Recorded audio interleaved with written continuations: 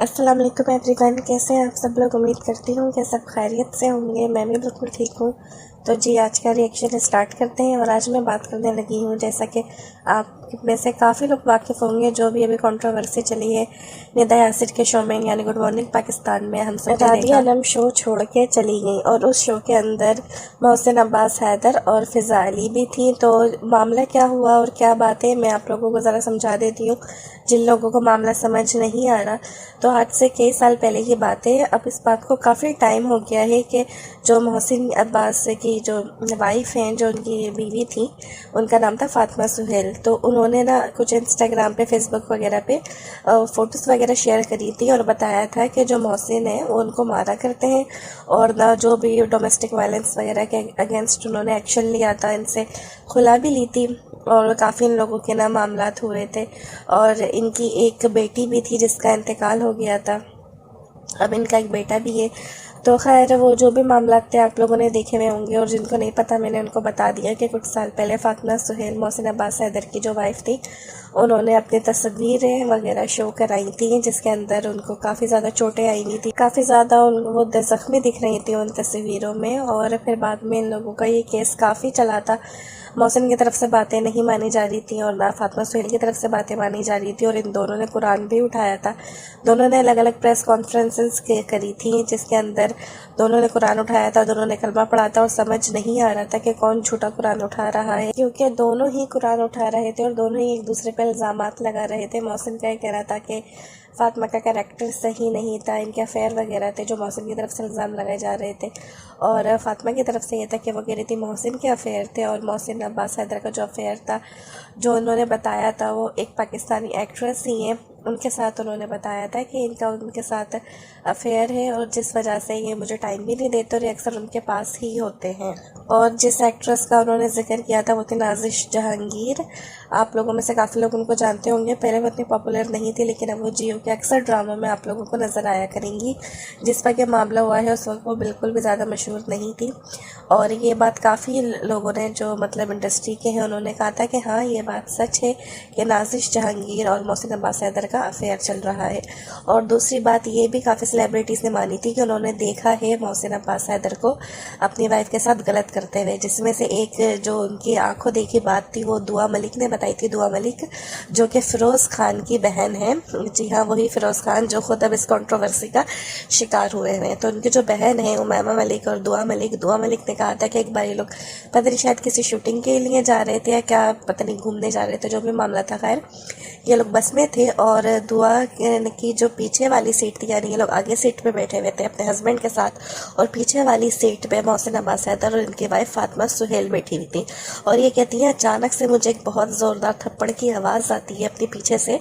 तो उनको फिर पता चला था कि वो मोहसिन ने अपनी वाइफ को थप्पड़ मारा था।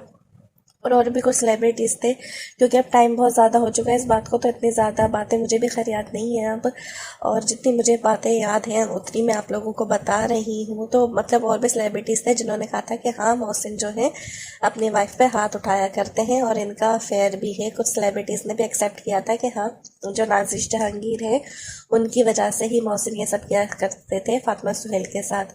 तो ये तो मैंने पूरा आपको मामला बता दिया कि क्या था क्या नहीं था। तो इसके ऊपर अब राबिया आलम ने बात करी कि एक शो था, ऐसे टॉपिक था जो निदा यासिर के अक्सर गुड मॉर्निंग शो में, मॉर्निंग शोज़ में इनके टॉपिक्स होते हैं। तो बस ये था कि आप लोगों को अपनी गलतियां एक्सेप्ट करनी थी, और उस शो का टॉपिक ये था कि बहादुर लोग, और ना आप लोगों ने बहादुरी के साथ अपनी गलतियों का एक्सेप्ट करना है। जिसके अंदर से राबिया आलम चली गई, क्योंकि उन्होंने कहा मुझे नहीं पता था कि मोहसिन अब्बास भी इस शो का हिस्सा है। उन्होंने नाम नहीं लिया, लेकिन उन्होंने यही कहा कि मुझे फ़िज़ा का पता था, लेकिन मुझे बाकी गेस्ट का नहीं पता था, और मैं डोमेस्टिक वायलेंस के अगेंस्ट बहुत ज़्यादा हूँ और मैं काफ़ी ज़्यादा स्टैंड लेती हूँ इसके ऊपर, तो इसलिए मैं इस शो का पार्ट नहीं बन सकती। और वो काफ़ी सॉरी वगैरह करके चली गई थी। तो यहाँ जो मैं बात करने लगी हूँ वो ये करने लगी हूँ कि काफ़ी लोग ना इस चीज़ को अच्छा कह रहे हैं कि बहुत हिम्मत दिखाई है, बहुत तमीज़ के साथ गई है ये वो। तो भले वो बहुत तमीज़ के साथ गई हैं, उनके अल्फाज बहुत ज़्यादा तमीज़ में थे, लेकिन आप ये देखें, यूँ लाइव शो में इतने लोगों के सामने किसी को जलील करना, क्या ये बात सही है? आप चुपचाप भी जा सकती थी, ठीक है, आप चुपचाप भी जा सकती थी, और बाद में जाके आप, क्योंकि सोशल मीडिया यूज़ करती हैं, आप वहाँ जाके अपना बयान दे सकती थी कि मैंने इस वजह से शो छोड़ा, मैं इस वजह से शो छोड़कर गई थी क्योंकि वहाँ वो थे। तो इस तरह एटलीस्ट उस इंसान की उस वक्त बेइज्जती होने से बच जाती, क्योंकि जिसने वो शो देखा होगा आप लोग देख सकते हैं कि वो शो कितनी ज़्यादा शर्मिंदगी के साथ मोहसिन ने किया है। वो कितने ज़्यादा, जहाँ एक बात बोलनी चाहिए थी वहाँ वो 4 बातें बोल रहे थे, बिला वजह बोल रहे थे। ज़ाहिर है कि इंसान घबरा जाता है इतनी बेइज्जती के बाद इतने बड़े प्लेटफॉर्म पे। और मुझे तो कहीं ना कहीं खैर ये सेलिब्रिटी स्टंट भी लग रहा था, क्योंकि आप लोगों को पता ही है पब्लिसिटी स्टंट, सॉरी ये पब्लिसिटी स्टंट करते हैं ये लोग। और मुझे एक सेकंड के लिए ये भी लगा था कि शायद निदा यासिर को ये पता था कि राबिया नम अब जाने वाली है, क्योंकि उनका जो रिएक्शन आया था निदा का, उनके राबिया के कुछ बोलने से पहले ही निदा ने रिएक्शन दे दिया था। खैर ये मेरी सोच है। और अगर वाकई भी ऐसा है कि ये कोई पब्लिसिटी स्टंट नहीं था इस शो की जानिब से, तो मुझे लगता है राबिया नम ने अच्छा नहीं किया। वो बात बहुत अच्छी है कि वो डोमेस्टिक वायलेंस के खिलाफ है और इसके खिलाफ होना भी चाहिए। ये बहुत ही गलत चीज़ है औरतों पे हाथ उठाना, बल्कि किसी पे भी हाथ उठाना, बेटियों पे, माँ पे, बहन पे, और औरतों का भी मर्दों पे हाथ उठाना, हर चीज़ गलत है। मार पिटाई वाली चीज़ तो है ही गलत, लेकिन किसी को जलील करना भी गलत है।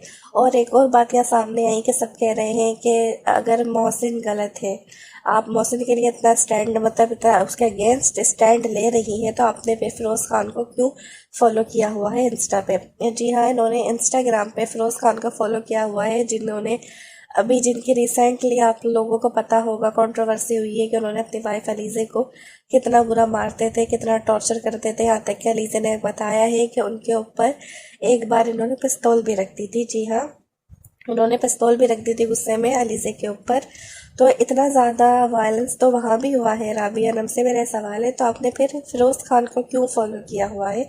आपने उनको अनफॉलो क्यों नहीं किया इंस्टा से? और मुझे कहीं ना कहीं ऐसा लगता है कि अगर राबिया नम के सामने मोहसिन की जगह फिरोज़ खान होते तो शायद ये कदम नहीं उठाती, क्योंकि हम सबको पता है फिरोज़ खान एक बड़े एक्टर है और मोहसिन अब्बास हैदर भी एक टाइम पे बड़े एक्टर हुआ करते थे।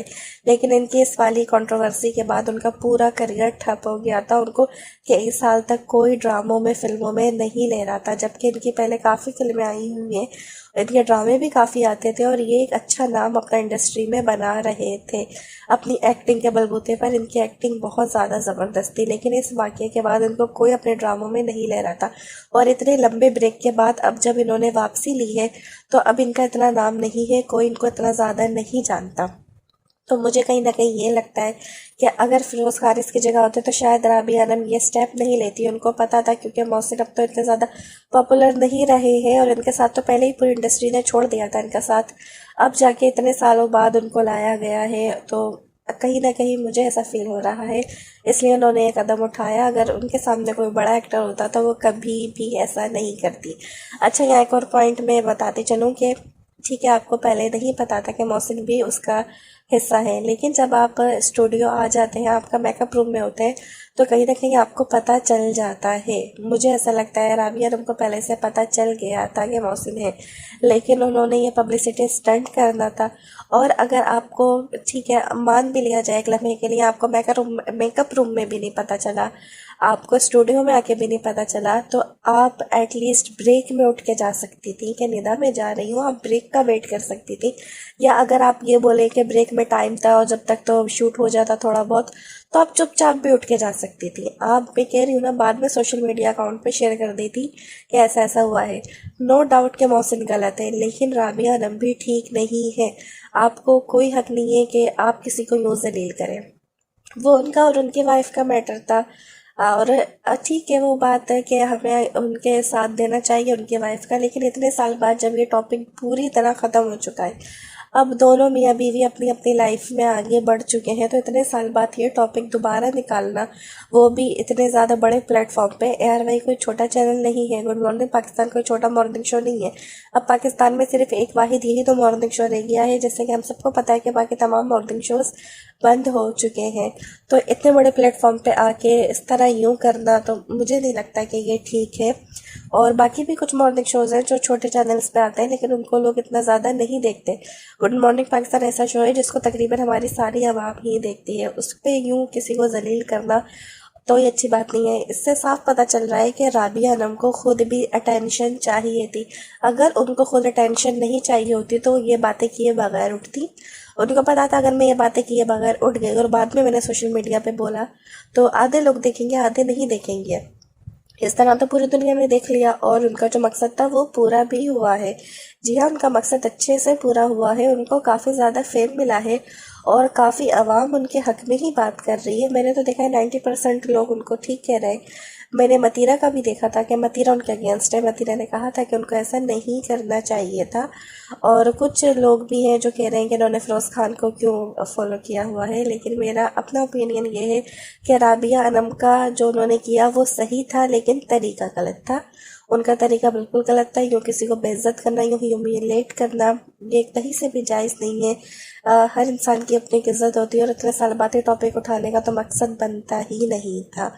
तो जी बस ये थी मेरी सोच और मैं खुद टोटली खिलाफ हूँ वायलेंस के, इस तरह यूँ मारना पीटना। लेकिन इतने साल बाद वही बात है ना, मैं बार बार रिपीट करूँगी कि राबिया अनम का तरीका गलत था। वो चुपचाप जा सकती थी और बाद में बोल सकती थी। राबिया अनम की तरफ से साफ दिख रहा है कि यह पब्लिसिटी स्टंट है और मैं इसके खिलाफ हूँ। जो उन्होंने किया वो बहुत अच्छा किया, लेकिन उनका तरीका गलत था। तो बस ये थी मेरी सोच। आप लोगों की सोच क्या है मुझे कमेंट सेक्शन में लाजमी बताइएगा। मिलूंगी पर नेक्स्ट सेक्शन में, तब तक के लिए मुझे इजाज़त दीजिए। अल्लाह हाफिज़।